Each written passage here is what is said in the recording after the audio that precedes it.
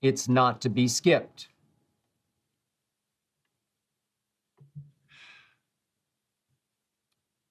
I'm about to explain to you, confession, why I ultimately was wrong about Kevin Durant.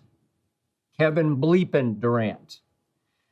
I'm about to explain, unfortunately, why I ultimately overestimated and in the long term overprotected Kevin bleepin' Durant. I got to tell you, Kevin Durant is the weirdest dude I have ever tried to figure out. He's a shrink's dream and maybe my worst nightmare. He's so gifted. He's so tall and so long. Yet he is so confoundingly complex, so predictably unpredictable. So what just happened to Kevin Durant, what we all just witnessed, I thought would happen a long time ago. Kevin Durant crumbled psychologically, and his thin skin became his fatal playoff flaw.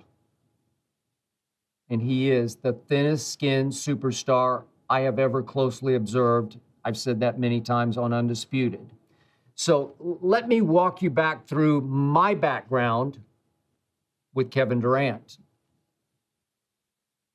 I started watching him his one and only year at the University of Texas. And understand, I hate the University of Texas. I'm an Oklahoma Sooner, born and raised, down to my soul.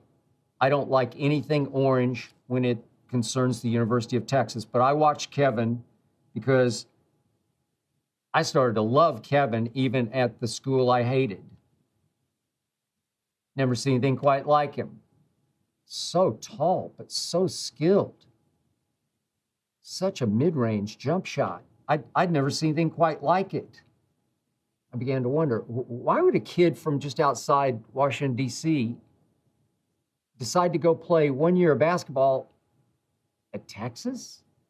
It's not exactly a basketball powerhouse. Football, maybe, not basketball. It's had its moments, but not basketball. And I thought, this kid is so gifted, why not, I don't know, North Carolina or Kansas or Kentucky or wherever? I don't know, why not? Well, what I eventually learned about Kevin Durant is he's just going to be different. He's going to go against the grain. He's going to Austin, Texas to play for Texas. Maybe there was something else going on I don't know about, but it just seemed weird to me because Kevin can be a weird dude. So, my first year on Cold Pizza, 2004, I began to say that Kevin bleepin' Durant is going to win multiple NBA scoring titles. He was still at Texas. I just about got laughed off the set on Cold Pizza. My debate partner, Woody Page, moderator Jay Crawford, they just thought I was nuts until one fateful day, we had on the University of Kansas coach, you know all too well, named Bill Self, now a national championship again this year. This was 2004. And in an interview that Jay Crawford was doing, Bill Self volunteered on live TV on Cold Pizza, ESPN2, that, hey, Skip's right about Kevin Durant. You guys, you're just not getting it. This guy is something. This guy's going to dominate the NBA. And, of course, you know that Kevin wound up playing for the Oklahoma City Thunder. Oklahoma City is my hometown. And, of course, when Russell Westbrook started taking more shots per game than my guy, Kevin Durant.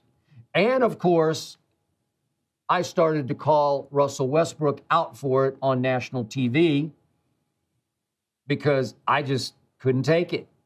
It just looked wrong to me. Now for the first huge plot twist that I encountered, one I did not see coming. Before a home game in Oklahoma City, Kevin Durant called over the beat reporter for the Oklahoman, the paper I grew up reading, And Kevin gave the beat reporter this quote, and I quote, "Skip Bayless doesn't know about basketball." Pardon my language. I was blindsided. I was dumbfounded. And the next morning on what had then become First Take, we had relocated, obviously, Cold Pizza from New York City up to Bristol, Connecticut to ESPN's mothership. On First Take the next morning, I was just sputtering. Kevin, you realize I'm your biggest fan. I'm your biggest supporter, your biggest defender. And you're disqualifying me by saying I don't know what I'm talking about? Kevin, you're biting the hand that has been feeding you. Or so I thought. Now, I understood that Kevin was defending his little brother, Russ. I got that. But Kevin also dared to tell the Oklahoman in the same article, we're actually better when Russ takes more shots. And I'm like, no, you're not. Sorry, Kevin, not buying it, and nobody else is buying it either. And of course, Kevin went on to win the MVP in 2014. And then the next year, it was time for the All-Star Weekend.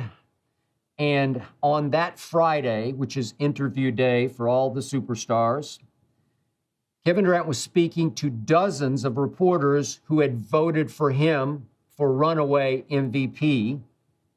And he told this big group of reporters completely seriously, you guys don't know about basketball. What? Kevin, they just voted you the MVP and they don't know what they're talking about? They're a bunch of basketball idiots? You're kidding. You're biting the hand that just fed you the MVP. It's just so wrong-headed. Okay, but that's Kevin bleeping Durant. So I'll throw in a quick nugget, personal note. When I did choose to leave ESPN to come here to Los Angeles to do Undisputed on FS1, Kevin told a mutual acquaintance of ours to tell me, congratulations. And I was like, okay, thank you. Tell him thank you. But that wasn't going to change how I thought about Kevin one way or the other. I still loved him and I appreciated that, but I'm thinking, well, maybe he's back on my bandwagon again. Maybe he likes me now, whatever. I continued to call him, as you probably know to a fault, the best player on the planet. It became almost a ritual on Undisputed during NBA season and playoffs. Kevin Durant is the best player on the planet. Not LeBron James, Kevin Durant. Obviously, Kevin is a much better shooter than LeBron ever dreamed of being. And obviously, Kevin has gone on to prove that on the biggest of stages. But let me just hark back quickly to one night this past basketball season, the regular season. It was the night of December 16th. Kevin Durant, without Kyrie, without James Harden, against the Philadelphia 76ers of Joel Embiid. Kevin outplayed Embiid, and the Nets beat the Sixers. This was in Brooklyn. And I went tweet crazy after that game. Best player on the planet. And Kevin Durant, believe it or not, went straight to his locker room and pulled out his phone. I assume saw my tweets. And he responded to me on Twitter, and I quote, I really don't like you. What? You really don't like me for what? For calling you the best player on the planet repeatedly? That's when it dawned on me. The supposedly supremely confident Kevin Durant did not like me heaping praise and pressure on him.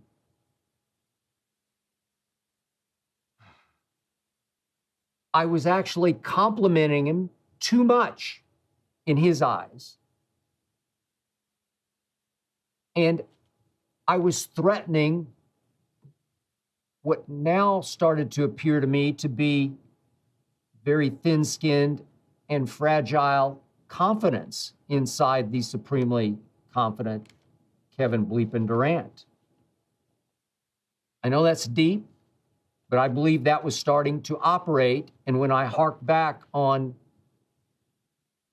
you don't know basketball, I think he was trying to undercut me to take some pressure off him. Yeah, we're better when Russ takes more. No, you're not. Does that mean you don't want to be the man in Oklahoma City? I don't know. Help me out here, Kevin. I hope you enjoyed that video. You ready for more? Make sure you click that subscribe button for all the exclusive content from the Skip Bayless Show. And don't forget to check out the full episode of the show wherever you get your podcasts by clicking the link in the description.